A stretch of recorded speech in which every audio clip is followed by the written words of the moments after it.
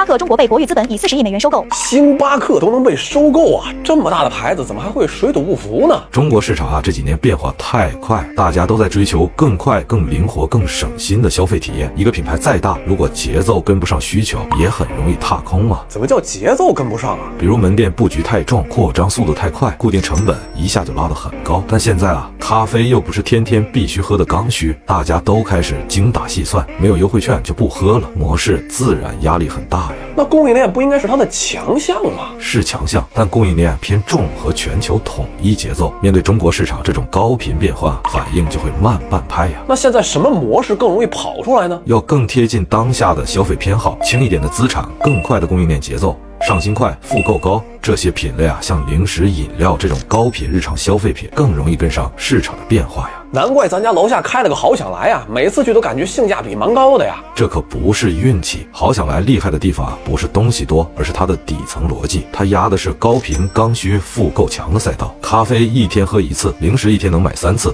它当然跑得快呀。那它怎么敢做这么多自有产品啊？因为它的第二个武器啊，就是双线自有品牌。一条叫超直线，主打高质价比，比如那瓶6毛钱的千岛湖水，就是把供应链啊压得很低。另一条线啊叫甄选线，为消费者提供高品质差异化的商品，满足消费者对健康、美味和便捷的需求路线。像青提茉莉啤酒、小方瓶拿铁、甄选果汁系列，就是为了给消费者惊喜啊！怪不得很多东西外面都没见过呀。因为它不是贴牌，而是反向定制。它呀靠1.4万多家门店的会员购买数据，精准的看到全国消费者的喜好，再直接联动工厂研发新品。那供应链是怎么成优势的呢？好想来的供应链是壁垒，它选品靠的是真实动销数据，研发直接对接工厂，物流啊全国铺仓，1周上新，全国同步上架。消费者喜欢就放大，不喜欢就立刻换。难怪最近大家都说好想来好逛啊，永远有新东西。这就是它的品牌力，用渠道效率推产品力，再靠产品力反哺品牌影响力。更关键的是它打法年轻化。你看今年啊，他们官宣了自己的代言人，好想来的名字一下就被年轻人记住了。平台上对于好想来的讨论啊，也一下丰富起来了。随后他们紧跟着玩转了一日店长活动。最近啊，我看还请杨迪、于承恩这些当下很有话题度的明星啊，官宣成为他们的零食推荐官。这样年轻化的营销啊，不正是你们年轻人喜欢并深度参与的方式吗？特别是现在我看网上很火的 AIGC 零食人格测评啊，很有意思。现在这个测评啊，都有1万加的人参与，5亿多的播放量了。你别说啊，我都去参与了一下。这些活动啊，让全民参与，潜移默化的提高了好想来品牌在人们心中的认知啊。难怪我刷短视频老能刷到啊，大家还不是打广告，是真的在安利啊。那不是凑巧。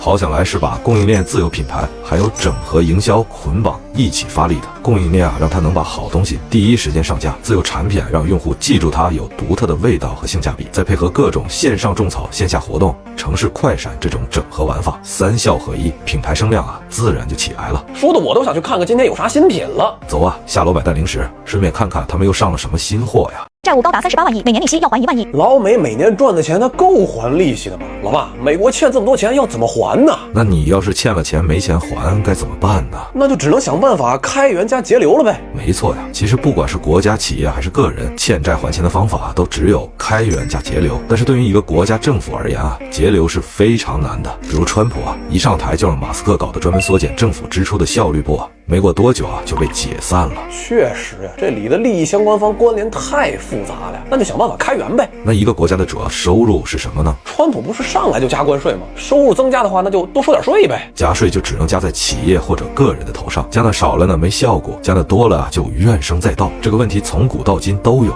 所以就有人啊发明了一种隐形的税。隐形的就是偷偷的收税不让人发现吗？没错呀，隐形的税啊就是铸币税，也就是发行货币就能让收税啊变得神不知鬼不觉呀。古时候的货币不是金币银币吗？这没法造假呀。根本啊不用这么低级。古时候的皇帝啊，要是想发动战争或是想维持奢侈的生活，国库里没钱的话，一般都会发动技能重新铸币，也就是把现在市面上流通的金币啊收回来，重新铸造一种新的货币，再给民众使用。那这皇帝也没赚钱呀。如果皇帝啊从民众手里收回来的一个旧的金币里面原本还有100克黄金，那就让新的1块金币里啊只包含50克黄金，这样啊原本一个旧金币就可以重新铸造成2个新的金币，还给民众一个，皇帝手里就凭空多出来1块金币了呀。这不就相当于原来的金币贬值了吗？没错，这就是铸币税的本质，通过降低货币的价值，把成本转嫁给全体人民。那干脆就直接用黄金或白银本身交易呗，不用皇帝造的那些掺了各种其他金属的金币，不就完事儿了？之前啊，大家的确都是这么干的。那皇帝收不到铸币税去弥补亏空，就只能到处去借钱了呀。比如中世纪的欧洲，王室因为发动战争没钱了，就会找有钱的富商啊借钱，承诺用未来的税收来还钱。这样可以啊，借钱了总得还，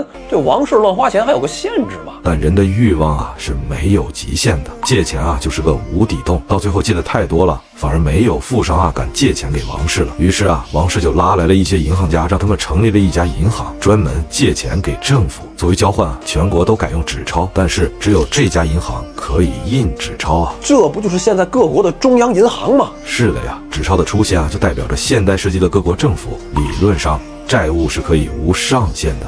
因为都可以通过印钞去解决嘛。你的意思是未来老美也一定会印钞？他们的财政啊是入不敷出，不去印钞的话，难道真的要干掉全球所有的债主吗？那印钞了就一定会通货膨胀的吧？还真不一定。你有没有听过1970年代因为石油危机引起的滞胀呢？正在加速囤积石油、粮食等重要物资。这怎么感觉要发生大事儿啊？老爸，不会真的要打仗了吧？其实啊，打不打仗啊，都要囤积这些物资。你觉得一个国家除了战争之外，还最怕什么呢？那应该是担心经济出问题吧？没错，那提到经济问题，你首先会想到什么严重的问题呢？经济问题不就是两个，一个是物价太高的通货膨胀，一个是经济不增长的通货紧缩吗？那你知不知道上世纪70年代的日本啊，这两个问题就一起发生了，导致日本的 GDP 增速啊直接腰斩呢？这俩怎么能一起发生了呀？价格上涨一般都是经济好的情况呀，怎么会发生在经济不增长的时候呀？物价飙升但经济衰退就叫做滞胀。二战结束之后啊，美国主导了布雷顿森林体系，也就是美元和黄金挂钩，全世界货币啊和美元固定汇率交易，这样啊各国之间互相贸易啊就不用担心手里的钱不一样。所以日本啊在战后20年的 GDP 增速啊高达10%啊，那这样对全球贸易不是挺好的吗？但这对美国不好呀。美国当时在打越南战争，战争是最烧钱的，而没钱了，最好的方法呢就是印钱。当时布雷顿森林体系啊规定1盎司黄金等于35美元，但黄金是没有办法凭空出现的。那如果黄金数量是固定的，但美元越来越多，